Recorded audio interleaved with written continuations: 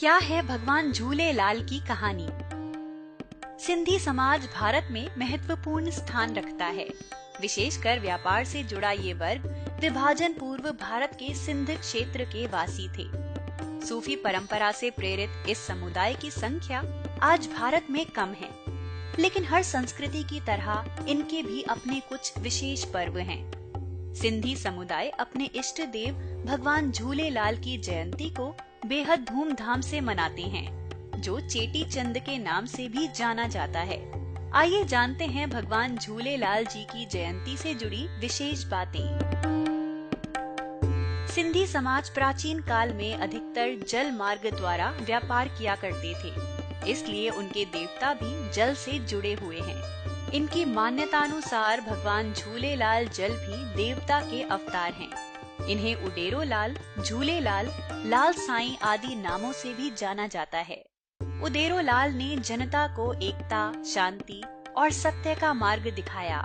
मुस्लिमों में ये ख्वाजा खिज्र जिंदा पीर के नाम से मशहूर हैं। जल देवता का अवतार। भगवान झूलेलाल के अवतरण से जुड़ी कहानी बड़ी रोचक है। कहा जाता है कि सिंध प्रदेश, जो अब पाकिस्तान में है, के ठट्ठा नगर में मीरक शाह नाम का अत्याचारी राजा था। उसके अत्याचार से दुखी होकर लोगों ने 40 दिनों तक श्रद्धा पूर्वक जल किनारे पूजा की। इसके बाद जल देवता मत्स्य के रूप में आए और उन्होंने भविष्यवाणी की कि वो जल्द ही राजा के अत्याचारों का अंत करने के लिए जन्म लेंगे। भगवान झूलेलाल का जन्म और मन्नत मांगने का दिन। इसके बाद चैत्र शुक्ल द्वितीया को ठाकुर रतन राय के घर माता देवकी ने पुत्र को जन्म दिया, जिसका नाम उडेरो लाल रखा गया।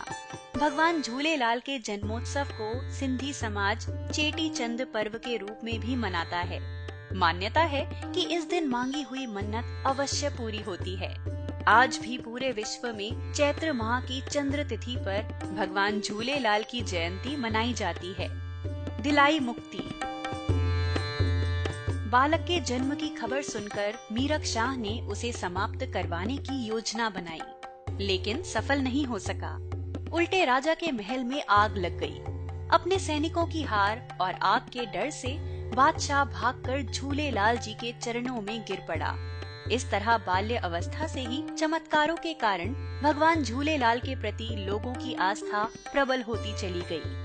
कहा जाता है कि प्राचीन काल में जब सिंधी समुदाय व्यापार के लिए जल मार्ग से जाते थे, तो स्त्रियां उनके सकुशल लौटने के लिए जल देवता से मन्नत मांगती थी, और जब पुरुष कुशल लौट आते थे तो चेटी चंद पर्व पर भंडारा आयोजित किया जाता था। ज्योति स्वरूप। भगवान झूलेलाल से जुड़ी एक और रोचक बात है कि वे ज्योति स्वरूप में विराजमान हैं। आज भी झूलेलाल मंदिर में इनकी अखंड ज्योति प्रज्वलित रहती है।